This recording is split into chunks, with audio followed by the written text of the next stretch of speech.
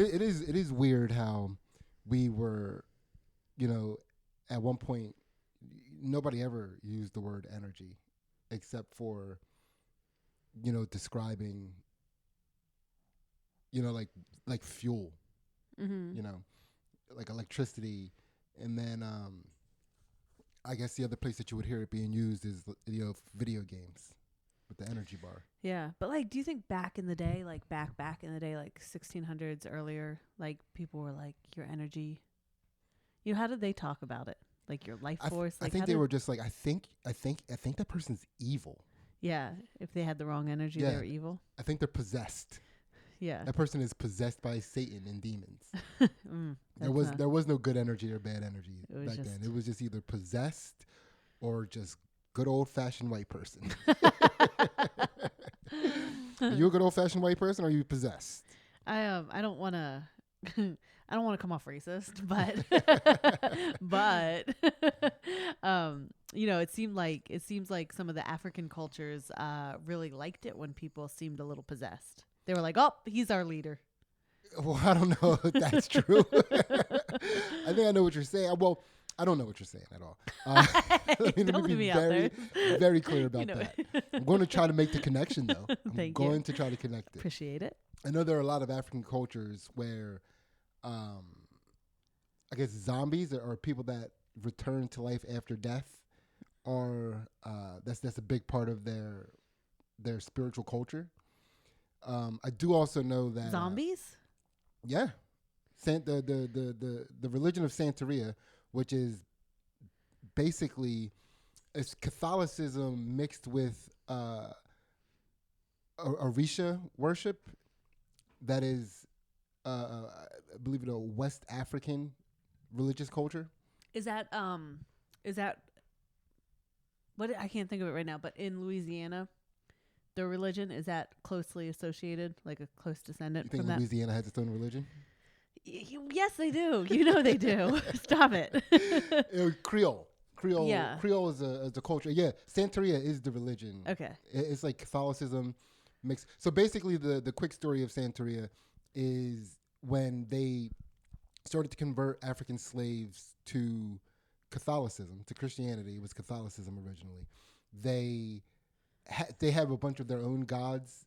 Those are the Orishas, or they have Ogun, and I forget the other one. One's like the god of the water, one's the god of the earth. And Ogun, I believe, is a female goddess. And then they had Orishas, which in Catholicism is kind of equivalent to saints. So what they were doing is they were whatever saints in Catholicism matched the attributes of the saints of their own religion. They were worshiping that saint, but secretly worshiping their own religion. And where do zombies come in? It's just a lot of. So I don't know. I don't know exactly how this occurred, but sometimes they would bury people, and then they would come back to life. Because they weren't good at checking to make sure people were dead. Nah, they were just like, he ain't Bury fun. him. He ain't fun anymore. I think in African religion, once you stop dancing and being fun, you're considered dead. Very shallow graves. Yeah, and that's what it was. They were burying people in shallow graves, and then those same people would be seen like walking around later on. Just like it happened to me. Like none of those people came back and they were like, dude, I was never dead. Like it's like I just don't like dancing anymore. Yeah. Like, is that okay? No. no. But is it okay once you're a zombie? Well, see, that's the thing. I mean, so there could have also been at the time some sort of disease that people might have had. It could have been hookworm for all we know. Mm-hmm. Because when the people would come back, they looked very similar in description to how hookworm was described. Big bellies, like weird red eyes. Yeah. And like slack jaw. Yeah. You know what I mean? So it could have been like a hookworm situation. So hookworm people don't have to dance, or I they mean, dance their own way. I think maybe hookworm takes the dance out of you. Yeah. It's you're not as fun anymore. Yeah. Do they have to live on the outskirts of town, like the zombie? You live in the zombie village. I mean, that's where people were buried. People were buried on the outskirts of town. But you know how people handle zombies. People don't just let zombies roam about the cabin. You You got to do something about a zombie. Yeah. So they didn't take zombies in. They took zombies out. Okay. Yeah, I don't know. Taken out. Okay. You know, because it wasn't necessarily like a good thing that people, like the undead, were walking around. I didn't know if they like got respect or something, or if they were like, you know. We're not gonna let that motherfucker back in the party. Yeah, we kicked him out once. He's ruining the party. Yeah, he wasn't doing any of the dances. Yeah, but that's that's me trying to save your statement about Africans worshiping the possessed, making them their leaders, or you're referring to witch doctors. Yeah, I mean, there's so many options that I was referring to in their culture. I think only witch doctors are like the only crazy leaders in African culture, in any African culture, right? Mm-hmm. Witch doctors are the most insane.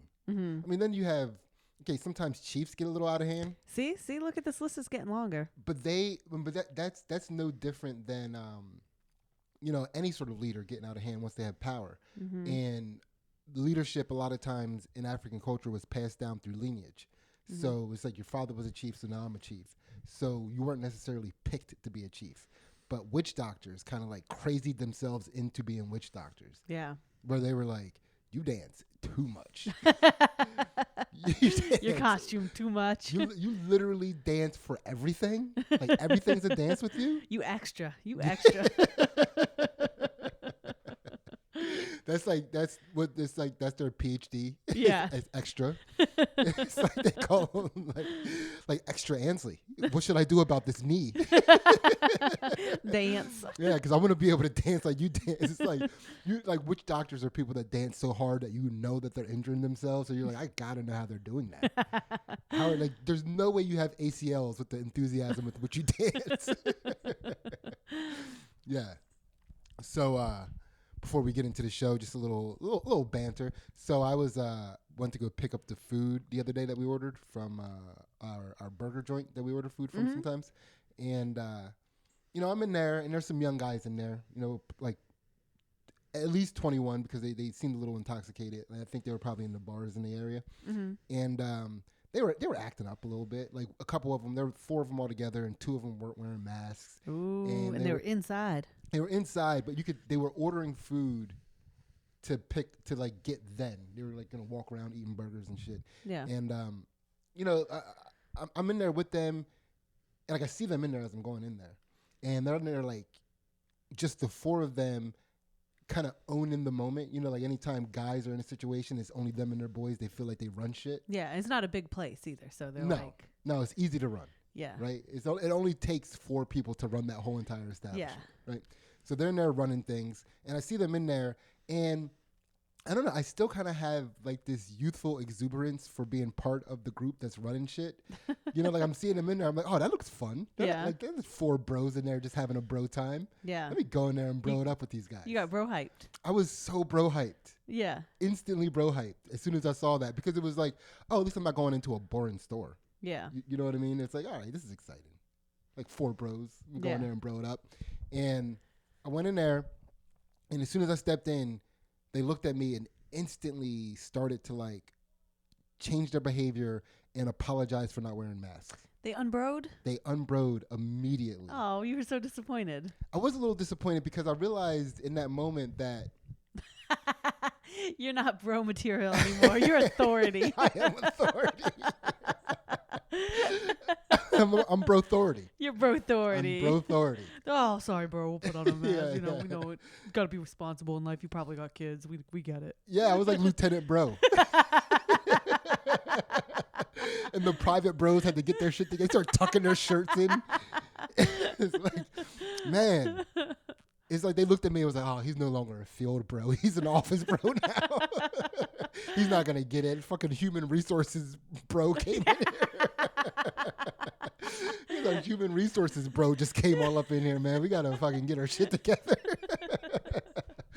So, but yeah, I kind of like, I realized that. It was like, I don't know when it happened, but like I made that transition because when I was younger, you're younger, you go in and like there are people in there like, having a time, they're younger. And then they start feeling themselves and start trying to like show off for the rest of the people that are in the establishment. Yeah. Right? And then like that one like parent will walk in, like clearly they're picking up food for their family. Yeah. And when they walk in, like you and the group instantly feel like, oh, we shouldn't be doing this down after here. You know what I mean? It's like they're just trying to come in here and get food for the family. We're like ruining their night. Yeah.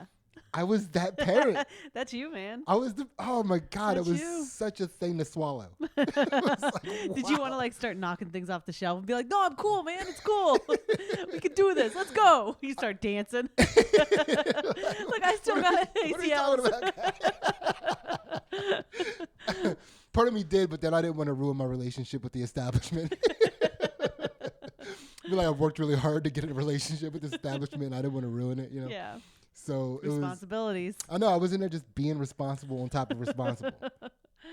I just wanted to jump in with them so badly. Like, no, guys, I'm fun. I'm fun. I still dance. I still do all the fun stuff. Please don't bury me. They buried me. They buried me with condolences and like apologies. Yeah, they're like, this guy doesn't dance. Yes. Oh my goodness. They zombied you. They were like, oh, here comes a zombie. Here comes a fucking dad zombie. Zombie dad on the loose. Yeah. We gotta bury this dude with our like apathy. Yeah. And then that was fun. So I was like the dad at a burger joint. That was different. Yeah. It's one of those things that it's I think we're gonna start noticing. At least me, I'm gonna start noticing things like that more often because I do have a youthful. I feel like I have a youthful disposition. Yeah. Like I feel young at heart. But I also have more gray hairs than I've ever had in my life. I know it's happening, man. And it's also tough to know that I walk into an establishment looking like I have 3 kids. Yeah. Without my kids. Yeah.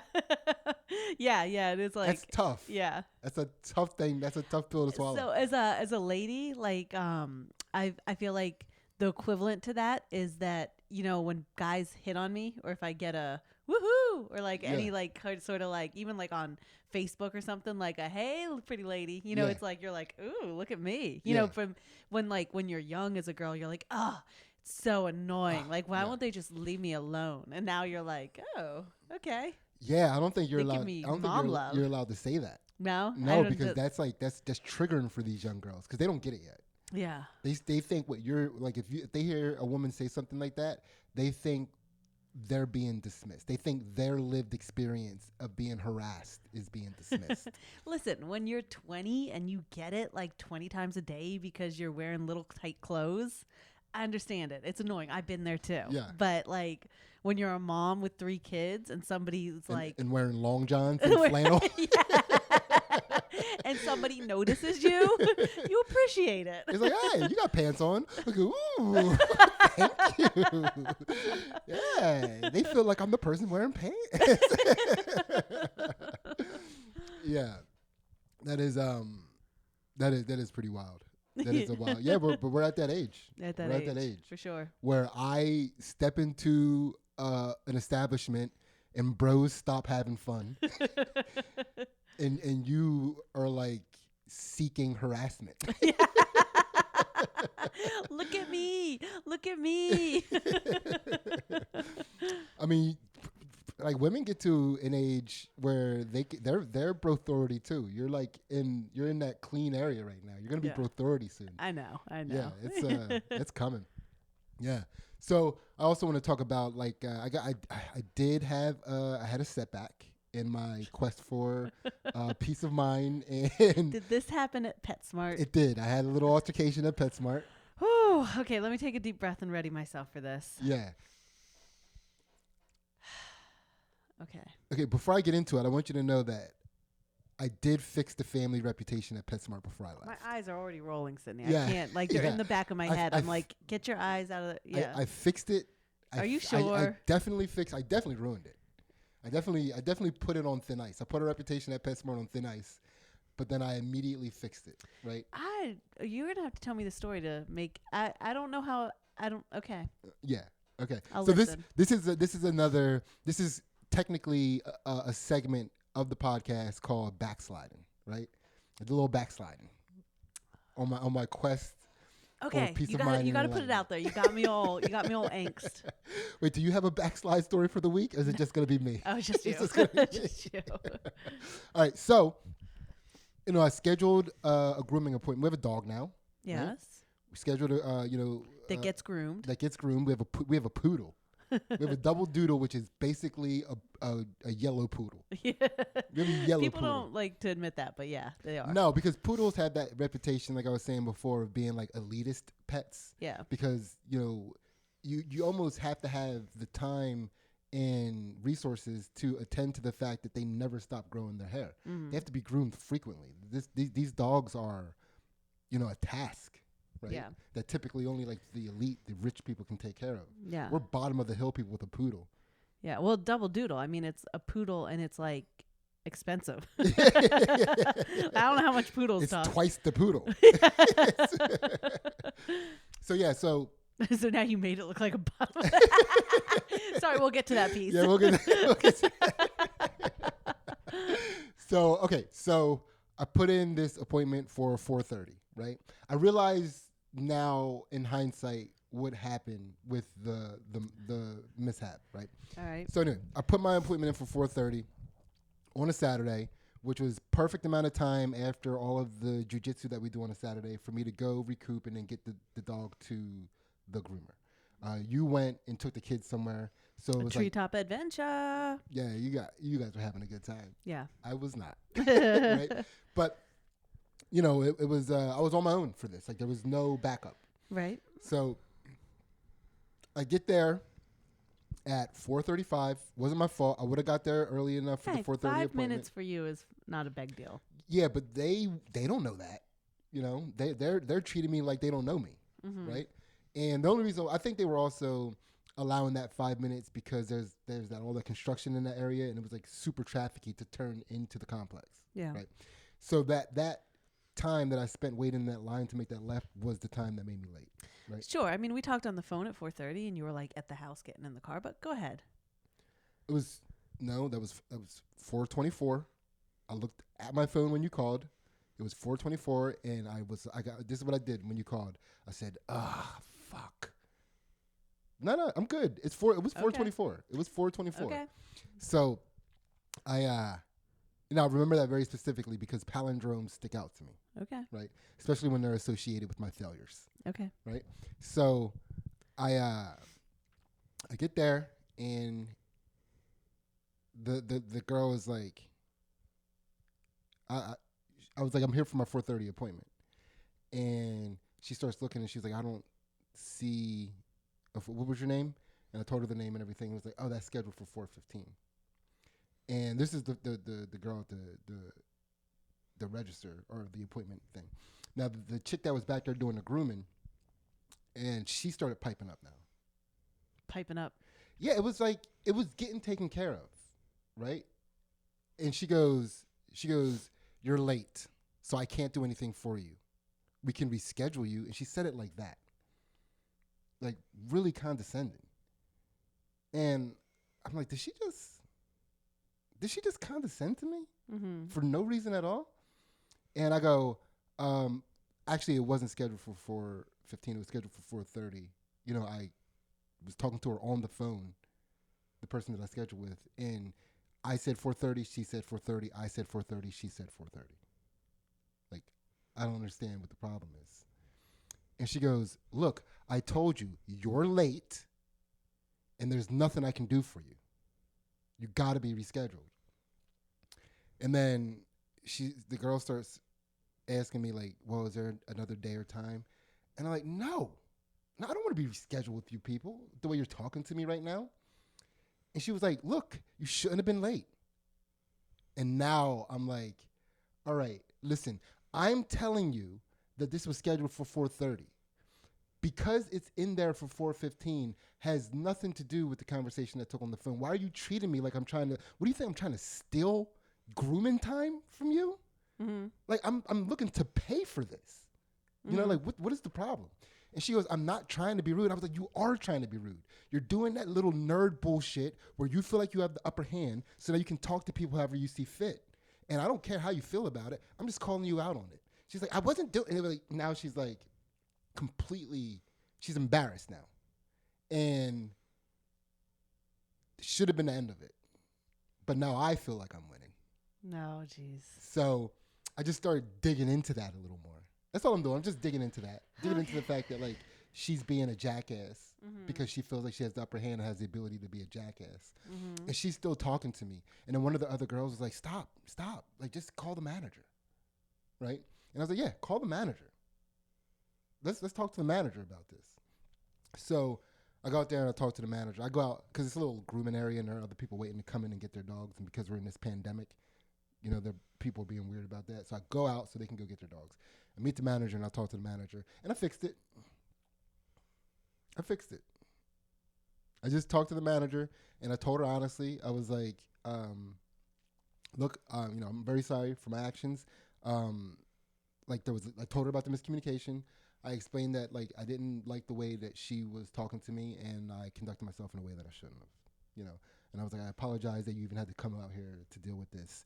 And she's like, oh, no, I'll talk to her. And, you like, listen, I'm speculating here, but from the way she was talking to me, it felt like she was trying to tell me without saying it that they've had a problem like that with her before. Like, I think she's just and that's when in that moment I realized, like, fuck. She might be a person that speaks in a very matter-of-fact way that people take a certain way. Or she just might be one of those sassy female talkers. You know what I mean? And now I'm trying to, like, roll this all back. And because I noticed that the manager was like, we fucking got her. Yeah. You know what I mean? Yeah. And I'm just like, oh, no. This isn't that. Yeah. This isn't that, you know? Yeah. And so I'm doing everything I can to walk this back now. Yeah. And then she's like, no. I'm going to talk to her. And as a matter of fact, you know, because we don't want to lose you as a customer, I'm going to give you, like, a discount on this and, like, give you $15 off on your next purchase. You know, and I'm like, no, please don't do any of that stuff. Like, you're going to go in there and you're going to talk to her. And I don't know if she's going to admit to her part, but when she tells you about my part in the ridiculous way that I was acting, she's right. Like, whatever they say that I was saying and doing, like, I was, you know, like, so I don't want this to go any further. And she was like, well, you know, we have to say something to her. And I again, like, that was making me think, like, oh, they have a problem with this. Like, they've had this problem before. And so I go, okay, well, if you could say anything to her, could you say this for me? Could you tell her that I am sorry for the way that I acted, but it was a response to her actions? Mm-hmm. And that would be, I was like, I would consider that a win for me. Yeah. And she's just, like, I had the manager cracking up by the end of everything. Yeah. Cracking up. And then I went and sat in the car, and I'm just like, I am kind of feeling bad. Yeah. You know, because I'm not looking to, like, add grief to a person's life. Like, I don't know how many strikes this girl has for this behavior. I don't know, like, and so the chick that said the stuff was a white chick with blonde hair, you know, but kind of like a dirty looking white chick, but not dirty. Yeah. You know? She's a bottom of the hill lady. She looked like a bottom of the hill. She looked like she was maybe like a top of the hill or top to middle of the hill person, but like envied bottom of the hill style in personality traits, you know? And so, you know, I sat in the car and I'm just like, fuck. You know, why did I just do that? You know, now I don't have an appointment there at all to get groomed because I'm not going to schedule another appointment with these people. So I decided to go in and buy some dog shears. Yes, you did. And as I'm going in to buy some dog shears, the phone conversation that I had when I made the appointment started playing in my head. I didn't ask it to. It just started looping in my head. Yeah. So during the conversation, I said we established 4:30, right? And she's like, 4:30 is good with you? I'm like, 4:30 is good with me. 4:30 is perfect. That's what I want. She's like, cool. And then she all of a sudden, she goes, ooh, an appointment just came in online. And I was like, huh? She's like, oh, nothing. We're good.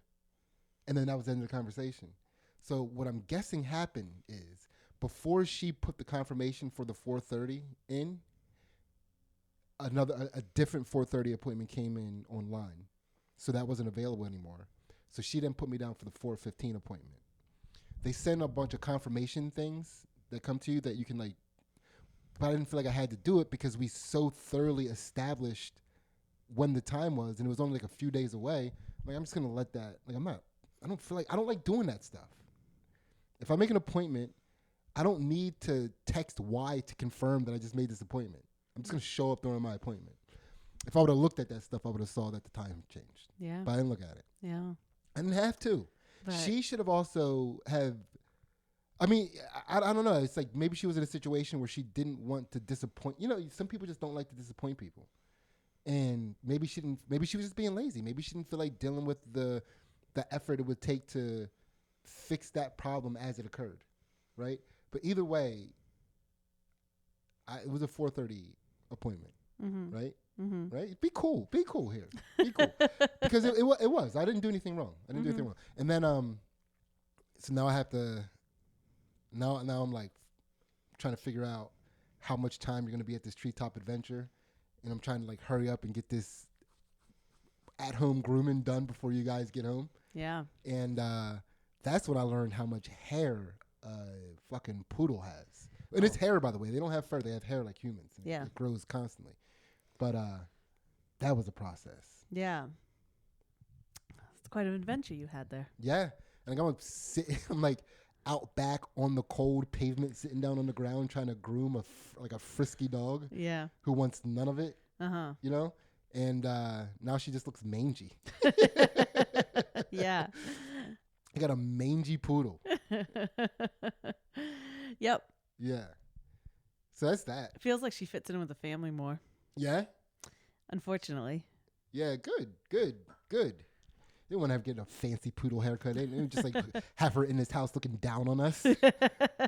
I mean, at least our first one. She can go up from here, but she got to come down to the bottom with us. Yeah, first. come to the bottom of the hill with us. Yeah, and now we'll all go up together. Know who we all are. Yeah. You know, we know what you look like under all that fancy fur. Yeah. Like a freaking rat sheep. Yeah. But so then I'm like, because also my big concern in dealing with that and talking to that manager, because again, the chick was white, the manager was an Indian chick, and I'm a black guy, and I couldn't tell if her enthusiasm was like finally we get to get her on something definitive about her behavior, or if she was like, ooh, I got a racist thing now that I get to post about. I bet they don't get too many black guys with poodles in there. Nah. No, not at all. Not too many bloodles. No. No, that was probably. Did she ask you if you like to look at birds? She's like, are you by any chance a bird watcher? Yeah. Well, see, I was thinking this though, how racist it is to accuse people of racism. Okay. Right? Because if they would have accused her of being racist, they would have only been doing that because she's white. Right. Right? Yeah. Which is in and of itself racist. Yeah. Yeah. And she just didn't like she just didn't like you. No, she didn't like my energy or whatever it was. Yeah. I mean, that's understandable. Like, yeah. I have a confusing energy in a situation like that, especially when it's like, because I had this this weird confidence where it's like I always seem like I know that I'm right about what I'm talking about. Mm-hmm. And, you know, she probably does, you know, she was probably stewing for the 20 minutes that she was waiting for this person to come in for this appointment. Like, I'm not even going to groom them. I'm not going to do it. I don't care what they say. I don't care what excuse they have when they come in here. I'm going to tell them that I can do nothing for them. Like, she probably rehearsed the words in her head, and she was like ready to send them out to you. I said that to the manager too. Yeah. I said to her, it was like, I felt like I jumped into something that was already happening. Yeah. You know, when I'm showing up here confused. Yeah. It's like, my mind is blown by this. It's like, cause we're just going back and forth saying 4:30. There was never any other numbers other than 4 and 30 that were discussed in that conversation. So I'm just taken aback by all this. Yeah. And it, you know, at the very least, you know, treat me like I am a human in a situation. Yeah. Not like, you know, the groom burglar who showed up here to try to steal grooming time. It was frustrating. Yeah. Well, it sounds like she didn't even need to be part of it. No, be honest. she had there was nothing she had to say, and that was the other part. It was just like you're trying to add to this. Yeah, you're Like, not helping. You don't. Yeah, and normally I let those situations slide. Like normally I don't care. Normally I had the presence of mind to be like, oh well, people probably come in here late all the time, which makes sense because they're trying to wrangle a dog and they probably have kids that they're trying to like get in order before they get to this grooming appointment, and who knows how much priority a person puts on a grooming appointment for a dog.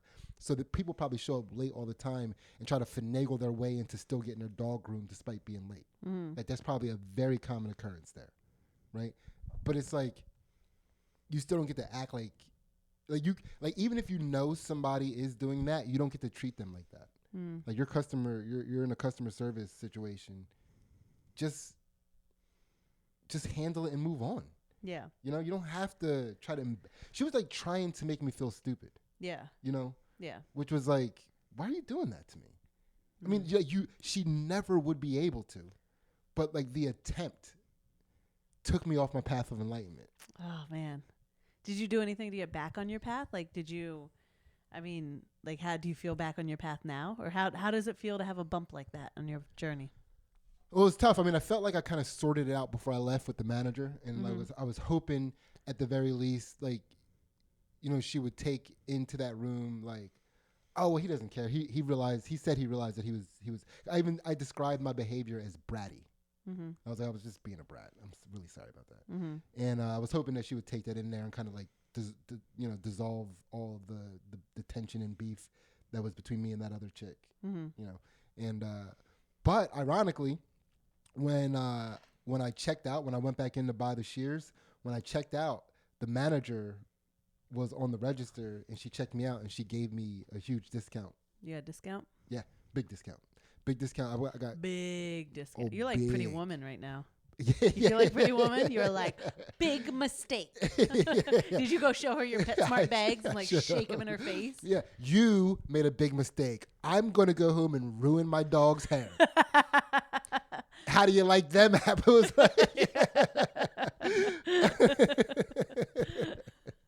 Yeah, no, I did ruin our dog's hair, but it's I feel good that I did learn how to groom a dog. Yeah, you went all in, man. Yeah. You weren't like, oh, let me just take a little off the top. You were like, let me make you naked dog. Yeah. You made a naked dog. I groomed that dog. I've groomed the dog. Yeah. I've done that. I've groomed the poodle. Yeah, yeah. You know? How many black guys do you know can say that? I don't know. Right? I don't know. I mean, she I think a couple more days and she'll be looking good. I don't know how long it takes for her ears to grow back. Yeah. You did really good, except that the ears are mangy. Their ears are a little mangy, but that's also like up in the head and face area. Yeah. So and her face is a little like face is a little uneven, short on some. I didn't realize But how to other than the face and the ears, you did great. That's not entirely my fault. I looked at the YouTube videos on how to groom, and they say start with the face. Yeah. So that's where I'm gonna make my biggest mistakes. You know, like start with mistakes. Yeah. So I mean, there was that. Yeah. There was that. Do you have any you get hyped about anything this week? No. I'm not out there hype right now. No. You know. Yeah. No, I'm still kind of loving the world. Okay. And still just trying to figure it out. What does that entail? What does that entail? I don't know. I mean, I don't know. I just feel kind of sensitive and like wide open right now. I'm like a wide open vagina right now. I don't know why I felt the need to say that, but I was thinking butthole. Butthole? Yeah. I feel like a vagina. You feel like a vagina? Not a butthole. Right. I don't know the sensitivities of a vagina, but I know that I know the fickleness of a butthole. I know that. Yeah. I know that sometimes, you know, I think if you forget you have a butthole, that's good. Vaginas are the same. Yeah? Yeah. Fair enough. All right. But it's like, I feel like if I'm ever noticing, and again, I guess I'm asking this question and finding out this information now about a vagina, but if I'm ever noticing my butthole, it's never pleasurable in any way, shape, or form. Yeah. I mean, I guess, like, that's not always true for a vagina. There can be moments of vagina joy when you notice it. Yeah. But that's not always that, Yeah. A throbbing butthole is uncomfortable. Yeah. I guess that's why it's more of a vagina field than a butthole field, because there is like some love and like, some like Fair. moments of like, deep compassion and like connection and stuff, so it's not all like Yeah. uncomfortable and A moist disturbing. butthole is very alarming. You sound like you're doing like you have a list of 10 butthole facts to give. These are just like the awarenesses of the butthole that I have that are just. It's just isn't good. This isn't good right now. Like I shouldn't be. Like my butthole's throbbing and it just doesn't feel right. Why is my butthole throb? Why is my butthole moist? This is a problem. Like I'm gonna have to leave this party. Like I stopped dancing. I had to stop dancing because my butthole is throbbing and moist. Yeah. All right, so sensitive and wide open. Yeah. So what how is that manifesting though? What has that sensitivity and wide openness been the catalyst of? What does it make you think? Like how has what are the actions that go with that? Oh man, because it makes me think a lot about life, like what we're here, purpose of life, Mm-hmm. and our connections and interactions with other people, and what happens after. What is this all about? Like, what is this? What are we doing every day? Just like there's so much that we do is automatic, and we just kind of go through life and do it, and we rush to do it, and we feel compelled like we have to do all this. Mm-hmm. And it's really important, and if we don't do it, like some people are like, oh, I'm gonna get in trouble, or like you just have this like it must be done, and it's like why are we, what are we doing with all this, Yeah. and it's just stopping and like seeing those little moments of like of and I think I felt like a lot of people have done really nice stuff for us in the past bit, and like that, what that does to you, like why you feel so compelled to do nice things for other people, why you want to do Mm-hmm. it. And and I read a book about grief, Yeah. and You read the whole book? read the whole book. Goodness gracious. You just got that book. Good Lord. Well, yeah, I sat outside this morning and I read it in the sunshine. It was beautiful out this morning. And it talked a lot about what does what are things that you can get out of grief, right? And I think there were 3 things, but only 2 things stuck with me. That you can come out the other side being I didn't say a better person, but like a deeper person, Mm-hmm. more compassionate person. And you can come out the other side being more entailed, better equipped to help other people if they go through any moments of grief.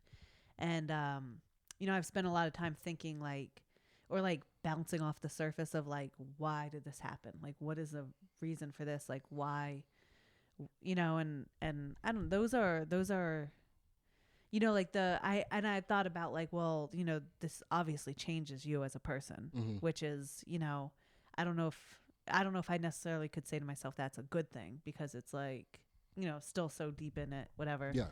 But like the idea of being able to help other people more, like I hadn't really thought about that. Yeah. And, it makes me think a lot about the kids, and if like there's ever a time when they need me, or if like this better equips me to help them in any way, like that's an okay thing. Mm-hmm. That's cool.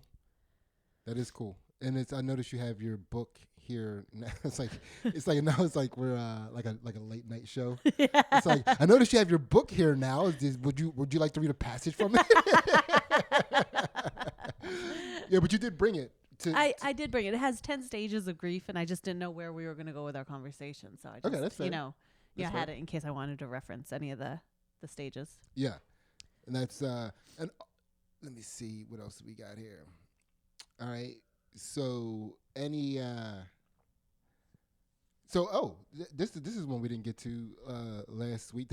Anything, because this is good. This grief book. I feel like anytime you get like more information about something you're going through, it's helpful, because a lot of times we think we can do everything by ourselves, but a lot of times when we're experiencing something, we're experiencing that for the first time, so we're new to it. Yeah. And to be able to receive wisdom about that from sources that have experienced it through time is always beneficial. Yeah. I was just recently listening to a podcast that was saying just that, and yeah, for sure. So, anything? Have you experienced anything this week that made you dumber? Made me dumber. Oh man.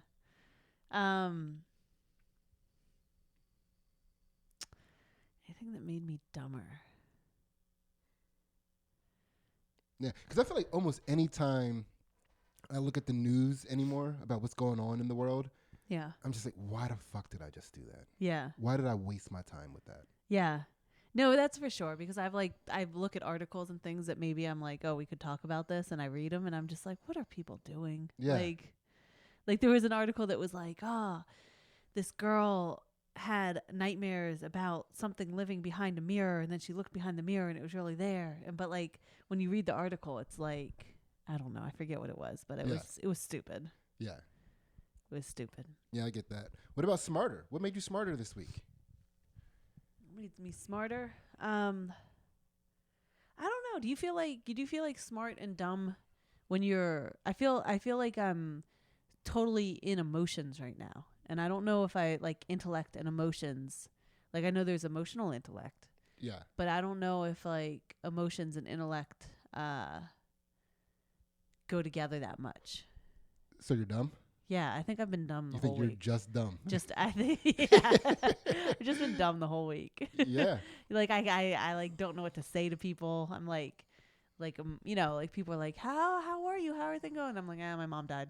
Like they're like, okay. like I don't have a conversation anymore. Yeah, it's like it's just like you have a get out of small talk free card. Yeah. Yeah. Yeah. I kind of pulled that a little bit because our neighbors, and again, like they lost their dog. They had to put their dog down recently. Yeah. And I definitely feel bad for that, because like that's loss. I mean, I'm not going to sit here and try to like compare their loss to our loss. It's just not important. Right. And it's but I felt like they were trying to like really get sympathy about it, because like the first time somebody said something to me about it, I was like, I'm really sorry for your loss. Like, it's tough to lose something like that. And then another person came to me and they were like, I don't know if you heard, but our dog passed. We had to put our dog down. Yeah. It's like, we've never talked about your dog before. Like, why does everybody keep bringing this up to me? Yeah. And so I dealt with that,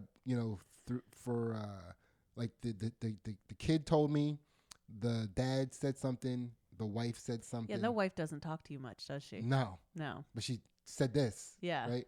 And then unsolicited, by the way. Yeah. And which again, I guess like when you're going through something like that, you kind of, when you, again, the situation that we went through, losing your mom, all those people that kind of reached out to us. So if you're in a situation where you're experiencing grief, you probably also want that reach out. You do. You want to feel not alone. Like whatever your loss is, you need to know that like people understand you, because like part of grief is feeling isolated and alone and everything. So for sure. So then they, the dad was coming down the hill as I was taking Anna for a walk, and like she starts barking at him. Like she's friendly, she just talks a lot of shit, but she's very sweet.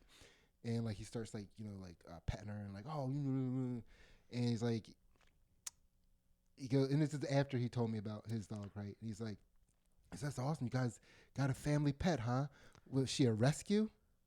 And I go, no, Ansley's mom passed last week and we took her dog. And then it was like, oh, sorry about your loss. Yeah. And it was like, fuck, I didn't want to turn the tables. Yeah. I just wanted to like, stop trying to make me feel bad for your dog situation. Yeah. You know what I mean? It's like, I feel bad that you lost your dog, but it's like, stop trying to elicit that out of me. Yeah. But then at the same time, I'm kind of like, I'm I sat there and I talked to him a little bit. Yeah. And I'm glad that I did that because Yeah. it was like he, I think it put everything in perspective for all of us. Yeah. you know. Yeah. So I don't know if that was good or bad. Yeah. But I don't count that as part of my backslide. Yeah. Right? Yeah. Which is the other name for that segment was okay, now we're doing it. Like I reset my ticker at Petsmart. Yeah. I was back to 0 days towards enlightenment. Yeah. Now we're on a quest. The quest starts now. Also, I'm a little annoyed that she didn't respect my Brothority when I walked in there because it's like it's give and take. It's touch and go. Like some people respect the Brothority and some people are not at all. Well, some people challenge the Brothority. She was definitely challenging my Brothority. Yeah, she was like, I don't care about your Brothority. She didn't even care that I was black. No, she didn't care about nothing. She didn't care. Who knew what she has going on in her life? Good Lord, that was bold. Yeah. Well, that was brave, and she was Like, very. we can't help you, black man. What white women are saying that to black men right now? Right now, Yeah. in that tone, We can do nothing for you. Yeah, you're late. You shouldn't have been late. You're like, my culture. Yeah. We are used to being late because that's just the way we were raised in Africa. So Generationals ago? a white woman is going to tell a black man that he shouldn't be late. I don't think that's okay. I shouldn't be late. I shouldn't. No, do you remember that? There was like an article floating around a few weeks ago, maybe a month ago, that holding people to standards of punctuality was racist. Yeah. That was ridiculous. Yeah. Yeah, that's such a ridiculous. That made me dumber back then. Yeah. Yeah. You can't hold black people to standards of punctuality. That's racist. It's racist. Yeah. So, what in your grief book did you want to share? It seems like, since you brought it here, like, what would you share out of that? I don't know. I mean, it's a lot of, I guess everything that I've been like reading about, and I was even reading about this kind of stuff beforehand, was just how much of our emotions, when we don't deal with them, get locked up in our body, and present themselves in illnesses or aches or like body pain. I'm finding that very interesting because it's we don't talk about that much. Whenever if people have like lower back pain or they have neck pain and stuff, it's always about like, okay, well, take a pill or maybe stretch or something. But it's not like, well, deal with what's going on in you emotionally. Yeah. So I think and a lot of dealing with what's going on with us emotionally, it seems like it just starts with talking to people. Yeah. And being honest with yourself and those people around you. And that seems like such a simple thing, but I don't think that happens that often whether it's people not doing it or that they just don't have somebody to talk to or, I don't know. I don't know where we plug ourselves up with that. Or it's an awkward conversation to start, right? It is. I mean, once you talk something out of you, it's no longer yours. Yeah. Right. And if you are talking to somebody about something, you talk that out of you to them. Now it's theirs as well. Now you're sharing that thing. Yeah. Right. And for what it's worth, they can do with that information whatever they want to do with that information because now that it's in them, it is their information. Yeah. Right. And a lot of times it seems like, you put something out and it's not necessarily that you're expecting, this person to say something super profound or that there is a right thing to say, but it's really hard to contextualize things outside of yourself. So when you say something to somebody about a situation you're in, instantly that person communicates with something similar from their own experience. Right. And we're also told in society that like if somebody's having a problem, you can't make it about you. Right. Right. Right. And in that moment, it can seem like that person is making it about them. Yeah. Right. So that could be one of the hindrances or one of the things that a person is trying to avoid. It's like I don't want to talk to this person. They're going to make it all about them. Yeah. I don't want to get into that. Yeah. So, there's a lot of reasons. for like a lot of times too, I feel like people when they're trying to cheer you up, the first thing that they do to cheer you up is try to diminish the scope of your problem. Right. Right. Which is not what you want to hear. That's a very frustrating thing, and it's like something you understand because you do the same thing. Like if a kid falls down and hurts their knee, and they come over to you and they're crying like, "I hurt my knee," and it's like, really, do you need a new knee? Yeah. You do I have to get you? Do I have to replace your knee right now? Yeah. You know, and that can make a kid realize like, oh shit, yeah, he's right. It's not that bad. Yeah. You know, but it's like when you lose a mother. Yeah. You know, like you don't want that. You don't want any version of that. No. You know. Yeah. Like I was talking to Felicia the other day about how, you know, like just being aware how it was really important to be aware that in a crisis like this where the woman loses her mother while being in a marriage with kids, sometimes that is the beginning of the end of the relationship. And trying to be mindful of all of the pitfalls that can occur to make that be the case. And one of the things that, you know, we were talking about is how, you know, like, so it'll be like how, like X amount of time after the passing, the service is done. And now, like the guy who typically isn't as close to her mother as like necessarily I was to your mother, but they'll get to a point where they go, okay, now it's time for you to get over this and we got to move on. Yeah. Right. And, you know, again, even with it not being my mother, the idea of somebody saying that to me, yeah, you know, I was like, all right, like Sidney, it wasn't even your mom. It's time to get over this. You know, it's like that makes me want to strangle somebody. Yeah. You know, and I'm just like imagining it. Yeah. You know, so actually having that said could be devastating, and knowing that people mostly say the wrong things makes it harder to reach out to people and talk to them. Yeah.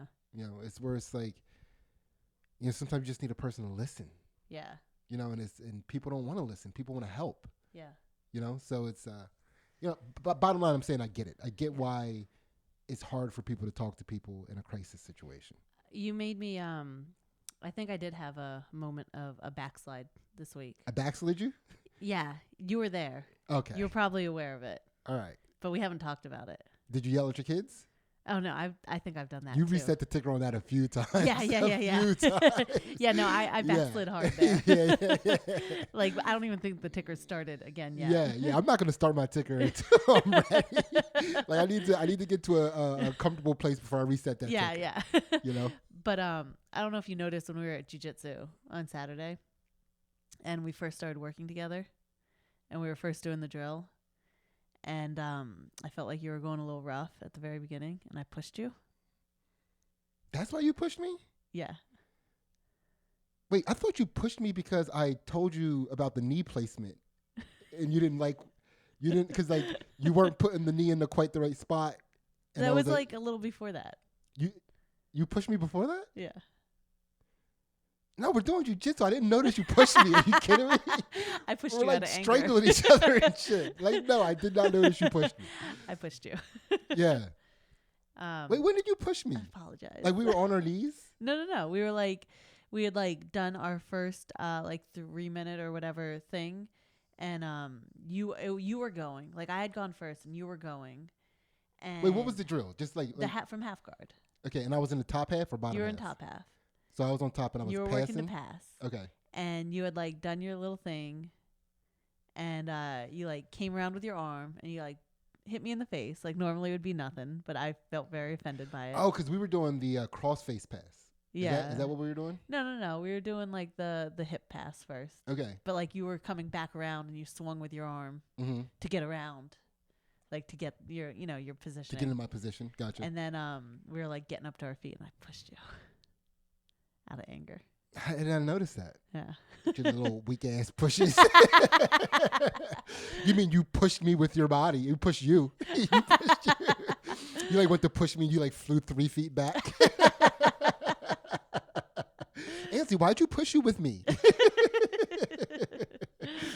You backslid on me? I did. Right on you. And you didn't even notice. No, you were like moonwalking all over me. And I was like, man, this is fun.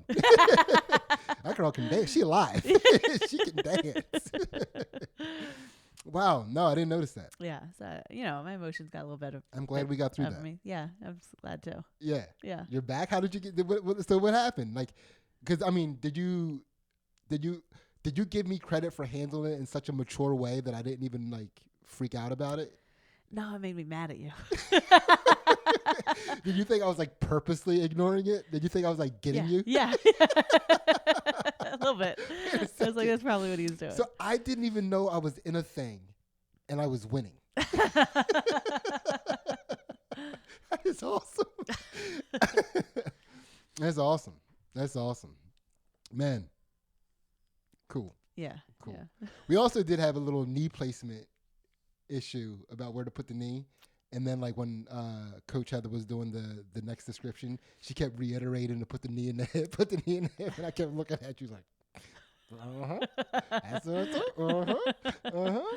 But now I realized that you were already feeling upset because of the domestic abuse you put on me. Looking back now, I realize why I wasn't getting any pushback on that. Yeah. You felt so bad. I could have got anything out of you in that moment. I didn't even know the window was open. Or I didn't even know the stents of the vagina was open. It was open. Man, that was wild. Well, I think we're good on this episode. All right. You feel good? Yeah, I feel good. They're breezing, right? Yeah. That's like how long do you think we've been sitting here talking? 56 minutes. An hour and 4 minutes. Oh, okay. But probably 56 from like what we'll actually when we'll start. I'll give you that. I mean, it's probably not correct either, but I'm trying to give you a win here. You think I'm a sensitive vagina? I'm trying to give you. Stop treating me like a sensitive vagina, Sidney. Yeah. So yeah, check out our Patreon. We'll be hopping on that in a few minutes. To get it, we're back on schedule, and just check us out. And Two Jack Bros Patreon. We got some new stuff coming up. We're rebranding a little bit. We got a new theme song coming. We got a new some new art for the podcast to go with this new way that we're doing the podcast. Yeah. Right. And so I guess we asked this question now, Ansley. How would you describe your quest for enlightenment this week? Oh, I think if your quest for enlightenment like has some troughs and some valleys and some flat lines. Yeah. I think I was in a puddle this week. I think you mean peaks and valleys, right? Yeah. A trough and a valley. It is a valley, right? Yeah. You piss in a trough. Right? Like a trough, yeah, like horses drink out of a trough. Yeah, they drink out of it, but in those like some bathrooms at like theme parks and stuff, they have like a piss trough. Yeah. So everybody can see each other's penises. Yeah. Yeah. And then you also piss in valleys. But so you have peaks and valleys. Yeah. So I don't think I went up too much this week. I've been thinking a lot. So in this next week I'll put it out there so that I have to get on it. Like finding some expression through art and making sure I do some of that. Let's get that done. Yeah. I definitely troughed. I troughed. You pissed troughed? I was covered in piss in my trough. I was pissing into the wind in my trough. Yeah. Yeah. So there's always tomorrow, right? There's always the next moment. You can get it together in the next moment. Like I definitely I was heated. Yeah. Like, I wanted her to feel like the reciprocal of what she was making me feel in that moment. Yeah. And I that's something I definitely have to be mindful of is like my sense of vigilante justice. Yes. It's strong. Yes, it is. Right? It's very strong, and I need to temper that. Yeah. Right. So yeah, I think we're concluded. This episode is concluded. We did not reach enlightenment this week. Tune in next week. So thank you. Also, check out our Patreon. We'll be getting on that right away. And do some shout outs real quick. And I want to shout out to Brian Bachner, man, right first and foremost, because he's been reaching out quite a bit throughout this process. And I wonder, I'm curious, I don't want to directly ask, yeah. But he's been reaching out in a very appropriate way. Yeah. Like every time I see something from him, like, oh man, that feels good. Yeah. Yeah. So, And I know, I'm sorry if this was a little bit more, was this a downer? Was I a downer? Oh God, This- no. So like, no. I don't know. If anybody wants to talk about anything, we're here for you. Absolutely, this is the new path we're on. Yeah. Like we're giving back. We're lucky people. Yeah. People give to us, and now we're giving something back that people can like sink into and relate to. Yeah. It's not all dick and butthole jokes here. And I We like got open vaginas too. open vaginas and throbbing buttholes. No, but it's I think people are really digging this new path. Okay. I think I've been getting the response has been amazing. Okay. And so let me just do these shout outs. Already shouted out Brian Bachner again. For whenever it might have been, Brian, if you have gone through a loss personally, and that's why you are so appropriately reaching out, man, sorry for your loss, no matter when it was. And if that was the case, at the very least, I appreciate that it manifested it in a way, it was manifested in a way that you are now reaching out to other people to make them feel better in their time of need. So thank you very much for that.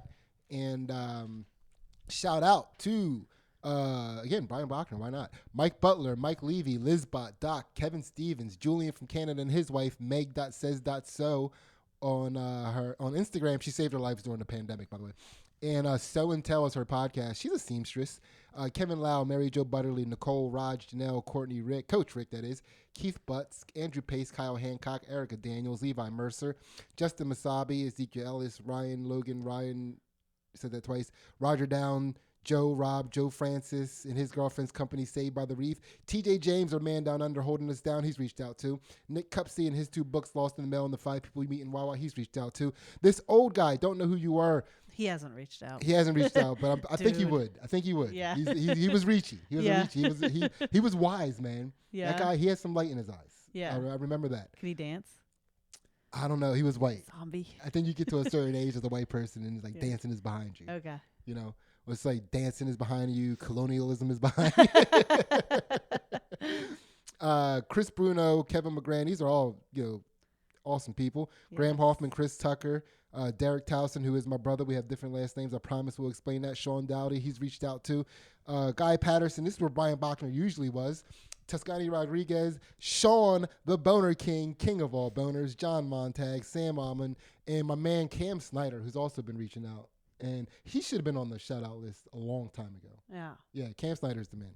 And, you're currently listening to Melissa Vile Kingdom, who also is going to be doing our new theme song. So, but they won't be getting, like, copyright strikes. Yeah. Because her production company is, like, trying to fucking fleece us. Yeah. Say, I don't have no fleece. Yeah. we don't got a fleece, man. Yeah. So, you're currently listening to Melissa Vile Kingdom and her band Circadian Clock. Check her out on Beethoven Violin on YouTube. Thank you so much for listening to Two Jack Bros. Check out our Patreon, and we love you. Love you.